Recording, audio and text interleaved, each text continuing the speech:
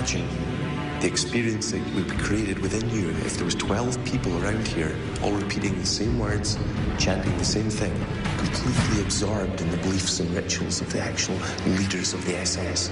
It was a conversion room. If you were going to brainwash people, this would be the place to do it. The spear may have been the focal point of all of these rituals.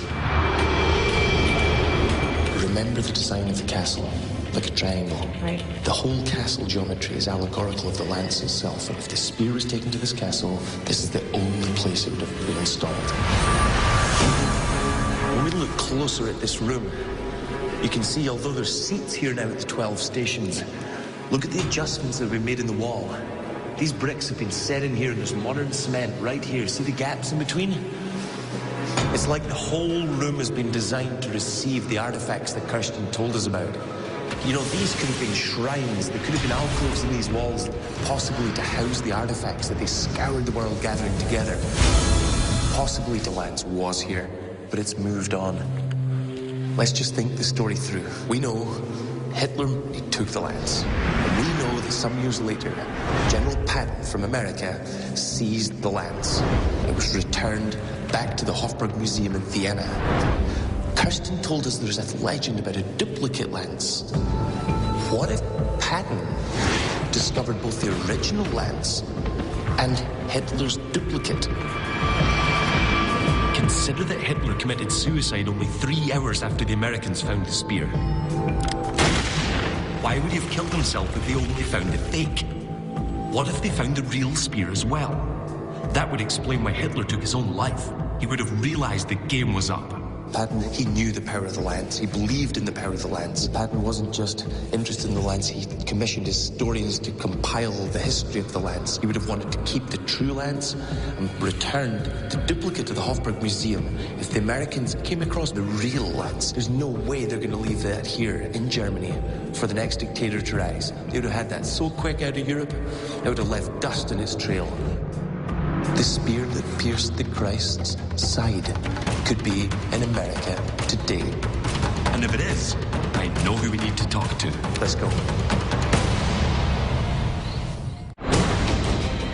After establishing the Holy Lance on display in Vienna as a fake, we tracked the lance to Wewelsburg Castle in Germany, where we learned of a legend of a duplicate spear here in Wewelsburg, which could help explain the existence of the fake in Vienna. I believe General Patton may have found both spears, took them from the Nazis, and returned the fake to the museum in Vienna, keeping the real lance in American possession. The spear that pierced the Christ's side could be in America today. Let's go. If Patton got both lances, he would have been compelled to turn them over to his immediate superior, General Dwight D. Eisenhower. Historically, it's known that despite significant protests at home and abroad, Eisenhower ordered that recovered Nazi plunder be shipped in a convoy to Washington, D.C., where the items were put on display before being returned to the rightful owners. Perfect cover to send both lances back to the U.S., where they would be safe and could be tested to determine which one was real before returning the fake to Austria. I have a contact in Washington, high up in the U.S. military with top-secret clearance. Hopefully he can shed some light as to what would have happened to the real spear. He's agreed to meet, but only if we keep his identity a secret. Thanks a lot for coming. I'll keep this brief. I started a quest looking for a very specific relic known as the Holy Lance. I found out that Hitler may have commissioned a duplicate of this artifact. We do know that the lance, whether supernatural or not, has military application. When Germany fell, General Patton seized the lance, possibly even the duplicate. From the Second World War, as you noted, Patton's Third Army ran across a considerable number of artifacts. All of those, especially of historical significance, would be brought back to the United States for further research. Where would the American military take such an important artifact? Obviously, the military would have taken a move to a secure location. Not just a secure location where they can maintain control of it, but also some place that they could take and actually do some research and actually put it to the test. So let's assume for a moment the lance is in mainland America. Where could it be? There are a number of different facilities at the end of the Second World War, but there's no doubt in my mind that the U.S. military would have moved it to a facility called Area 51. You talked about the Area 51. The most secure U.S. military installation in the United States. It's a huge area. There's not even overflight allowed in, and so there's a lot of things that you can do that are out of the public eye. If the spear were to truly exist, that's where the U.S. military would take it. I'm going to go to Area 51. Perfect place to have taken the spear. Many believe that Area 51 was constructed to house recovered alien technology. However, it may also have been constructed to house and study the Lance. It was a top-secret location built in the years immediately following World War II. And look at this. Part of the facility looks like a spear, just like in Wewelsburg. And if that weren't enough, the man who commissioned its construction was the man who may have had the spear. The man who, after the war, became the next president of the United States. Dwight D. Eisenhower. Everything has led us here. You know, Kingy, here we are at the gates of Area 51 and possibly on the doorstep of the Holy Lance. And it might just be right there. I mean, we've been in Austria, Germany, Washington, and now here at the most protected military base in mainland America. It's incredible, but we just aren't getting any closer. I don't want to get arrested or shot today. Yeah, I would prefer not to disappear. It's quite a thought, isn't it, if the Lance came into the possession of the American army? Consider what's happened since the 40s. Breakthroughs in atomic sciences. We've split the atom, dropped bombs on Nagasaki, Hiroshima. America's become a superpower. All the way back through time, everybody who had the Lance became a superpower. Whether you believe in the supernatural powers or not, that happened. And we might be right on the doorstep of the Lance. It could be right there in Area 51.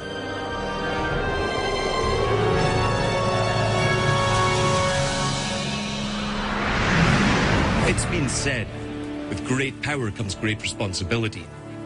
The Holy Lance is one of the most powerful artifacts in all of history. America might possess it today, there in Area 51. Regardless of who has the Lance, the question remains, how will it be used? It's a weapon, the driving force in a long chain of violence. Can that chain be broken? I hope so.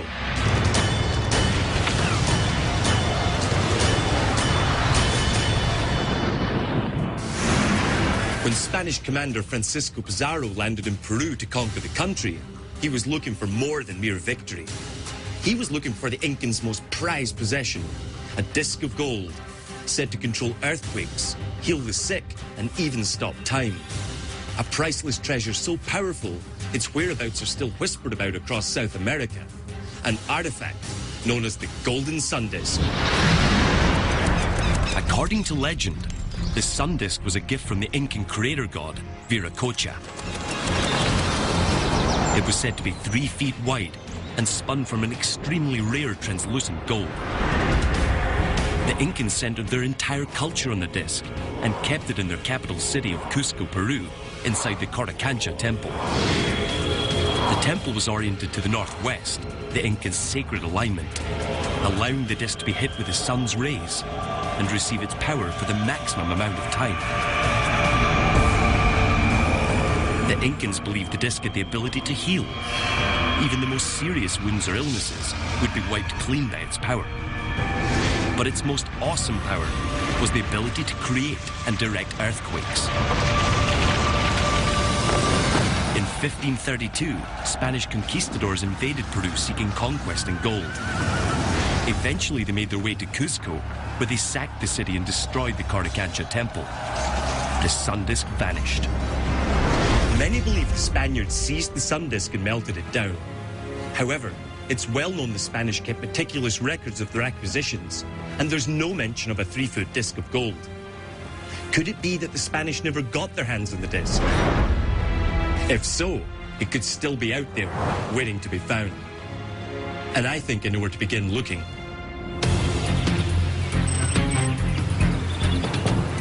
But guys, here we are in Peru, in Cusco.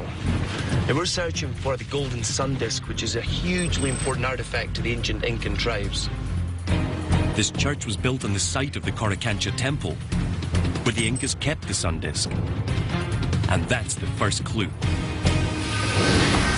We know the Coricancha temple was destroyed in the mid-16th century. In the late 16th century, a few years after this, Cusco's chief Pachacuti created a diagram that symbolized the temple. But the Incans are notorious for hiding codes and hidden messages in their artwork. I believe it also contains a map to the whereabouts of the sun disk. The northwestern side of the diagram is dedicated to the sun disk. What if the Incans, to protect the disk, took it to the northwest, following the sacred alignment that gives the disk its power? The first significant place northwest of the Coricancha temple, the hilltop stone fortress of Saxa Woman. It would be the logical place to protect the disk when the Spanish came. It was the Incans' great fortress, easily defended, on the northwestern alignment, and in the hills closer to their creator god. So we're going to go and see if we can find a clue, a symbol, a piece of history or something to tell us where the sun disk might be today. If I've decoded this map correctly, we could be hot on the trail of the golden sun disk.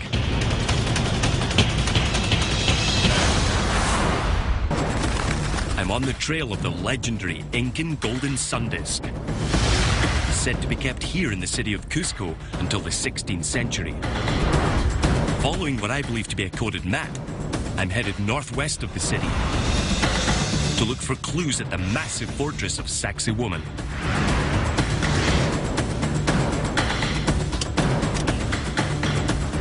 Here we are, guys, Saxa Woman. Keep your eyes peeled for anything curious, anything relating to the disc or anything we know about it. It's not going to be under our nose, but just keep your eyes nice and open. And remember, not just on the rocks, but on the greater landscape. Let's go.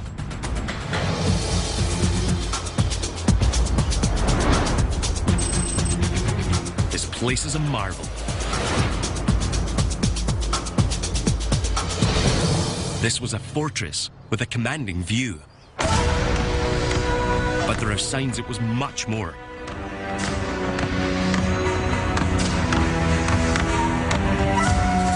Everything faces the northwest. This sacred alignment. High up, close to the gods. This was the site of a sun temple.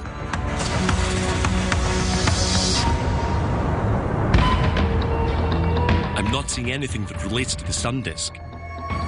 I need to find out a bit more about this site. So King has arranged for me to meet a leading authority on the Incas in this region, Sylvia Robles. Sylvia, so the sun disk was at Coricancha and possibly moved to here. Now, is there any temple here relating to the sun? Si el disco solar empezó en Coricancha y lo movieron para acá. Saxa Woman es un lugar que fue construido. She's saying that it was known to have started in Coricancha and then later brought here. This was the main hub of Incan civilization that revolved around the solar disk. So the sun disk was moved from the Coricancha temple here to Saxa Woman. But where did it go? I have explored around here, and I have found that most of the alignments here point to the northwest, which is a very, very important alignment for calendars, festivals, and rituals, especially related to the sun. Does the northwest have something to do with this sun disk? Hacia el noreste se encuentra el sitio que es donde estuvo Manco Inca. So she said upon the arrival of the Spaniards that all the Incas fled. The Incan leader, Manco Inca, was said to have started here and worked his way to the northwest, to Vilcabamba. So the chance is that if the sun disk was here, it has been taken to the northwest, to the most sacred site on the alignments on the horizon. Sí. Thank you. De nada. Muchas gracias. Okay. Thank you. Kinga. Sylvie told me that at that time when the sun disk disappeared, Manco Inca, the leader of the Inca people, he came here and led his people to the northwest for safety. Now, what if Manco Inca came here not only to lead his people to safety, but to seize the most valuable artifact in Incan culture? What if he came here and took the disc to the northwest with his people? We've got to go to Vilcabamba.